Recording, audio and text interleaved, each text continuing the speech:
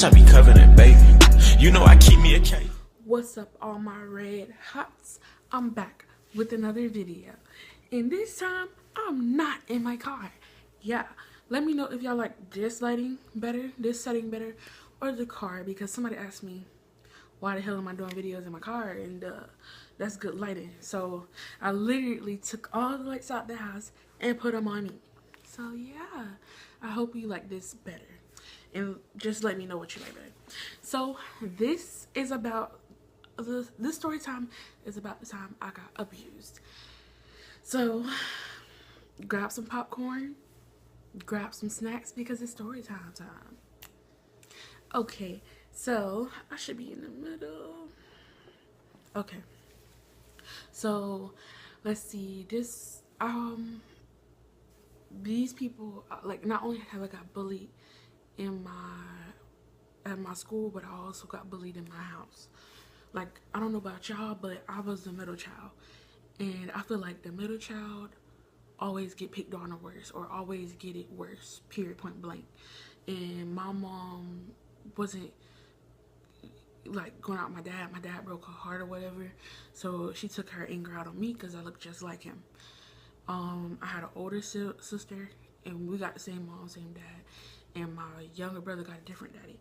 So the older one was too light-skinned to get hit, and the younger one was a baby. You know, the baby don't get hit at all, and plus she was still in love with his dad. So every time they get in trouble, you know, they be like on punishment. But when I get in trouble, I get hit with extension cords, belt buckles, everything. I get it worse. Like, I had a scar on my face, but you can't see it because I got on some, like, a little bit of makeup, but I had a scar on my face like this big, but it shrunk. So yeah, that's another story time I gotta tell y'all because it's just too crazy. But yeah, I got whooping, like, every time I got a whooping I had a scar. And when I got older, like in 5th grade, it was like 5th grade, summer going into 6th grade, my sister boyfriend bought me a black, so I was like, oh, I'm gonna smoke this because these bitches stressing me out. So I smoked in my room, and my little brother walked in, and he was like, play mommy and daddy with me, or I'm telling. Like, he used to be a hella perv. So I was like, tell, because bitch, I'm not doing that. Like, that's disgusting. Yeah, like, bitch, I'm going to 6th grade. Why would I want to kiss you? Like, no, that's some 4-year-old shit. So he told, and my mom came in. It had a big old stick. I don't know, 2x4s, if you know what I mean. Like, it's a thick stick like this, but long. And she, like, hit me twice in the arm. So I'm like, okay, that's a good enough whipping. And she, like, went to go swing it again. So I snatched the stick from her and threw it. And she's like, oh, you think you grown? You think you grown? So she started choking me. And I was like, bitch, no, I'm not gonna let you choke me out. So I choked her back. And she was like, this bitch too strong. Go get my taser to my brother. And he was like, okay, mommy. And my sister's like, bitch, you could hit her, but you're not gonna tase her. Like, that's foul as fuck. So she got mad at my sister for not being on her side. And I guess ever since then, my sister was on her side. Like, every time I, like, didn't wash the dishes on time, like, because I was sleepy and tired for school, and I was like, I'll wash them in the morning, or I'll wash them later on when I take my nap. Like, this one time, my sister literally picked up a mop, you know what you mop the floor with, and slapped it in my face. So I pounced on her ass. Like, we fought. And then my mom and my brother jumped in and jumped me. And, like, I literally had to wear black eyes and busted lips to school. Like, it got so bad. And then y'all asking me how the hell did they not get caught? I lied for them, and I was like, I got jumped at my dad's house in his neighborhood, you feel me? So y'all went to Kathleen and y'all know me. I really didn't get jumped by people on the street. I got jumped by people at my house. That's an insider about me that y'all don't know. And, like, one time me and my sister was going toe to toe in the hallway, and she was like, go get the bleach, go get the bleach, like, cause I was winning. And they got the bleach and the Fabuloso and poured it in my eyes, my face, and everything. So, like, I couldn't see, so I'm like, I'm giving up on the floor. Like, I'm solid as fuck.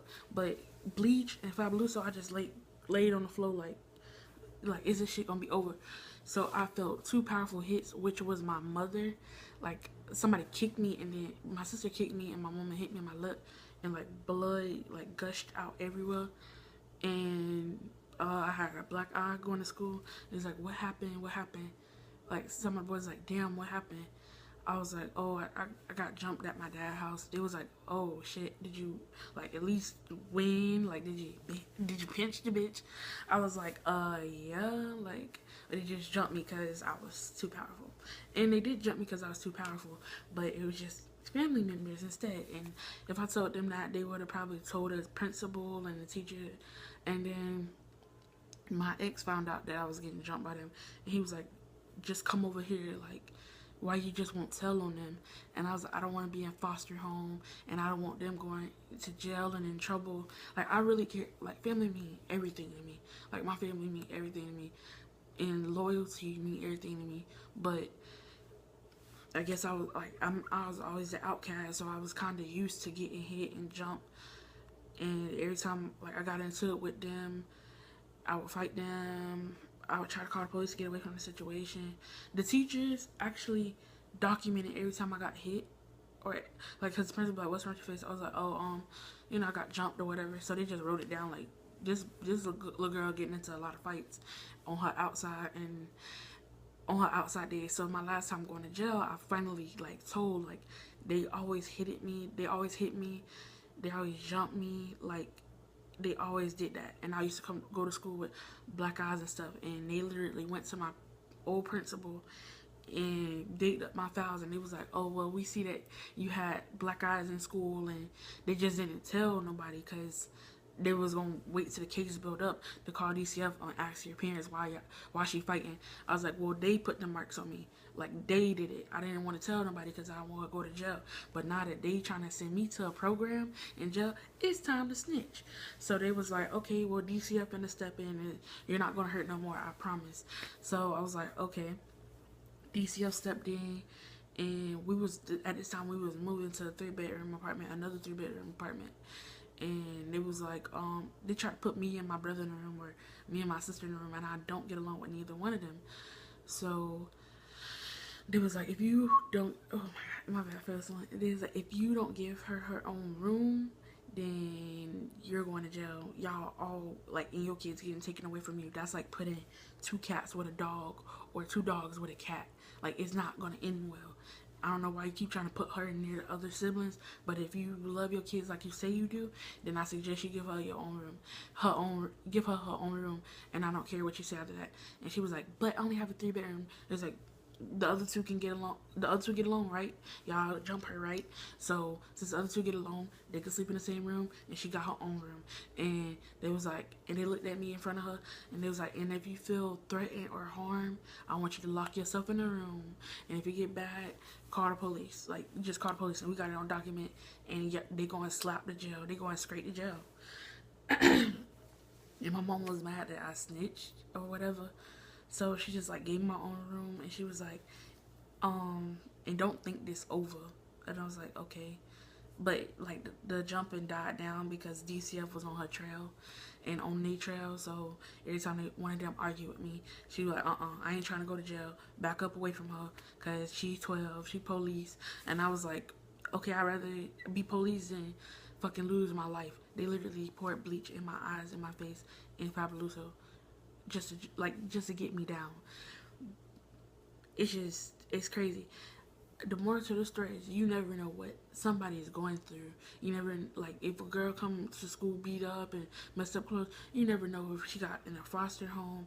Like, I was literally finna go get sent to a foster home, but I didn't want to because I didn't know if it was better than my situation that I was in.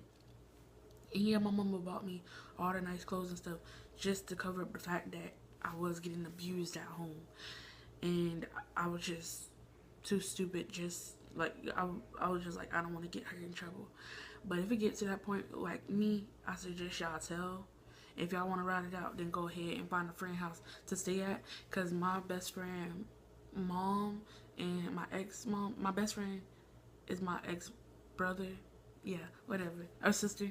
So his mom like let me stay with her because she knew what I was going through. And she was like, I'll adopt you. Like, you my daughter. You can come over here anytime you get in trouble. You can come over here anytime you get mad. So at like 3 o'clock in the morning, I be walking to their house, and I knock on the door. They let me in, and I go to sleep and like get some rest for school, catch their bus, because we went to the same school, catch their bus and like go to school, because I was having problems at home. It got that bad. So if you have a loyal friend, I suggest you go to their house and get the hell up out of there. You never know what people are going through, and people picked on me and bullied me at school, and I had bullies at my house too. That's enough to go drive anybody crazy. And I'm just glad that I'm here to this day to tell my story and tell the story of what I went through. And yeah, if you didn't know and you know me, that's a little something what I've been through, just a little bit of something. But I kept a smile on my face so nobody ever knew. And I say the people that smile the most is going through the worst situations. But that's just my opinion. Comment down the next story time I'm gonna do how my mom died. And I did, oh yeah, and when I was like 14, my mom told me,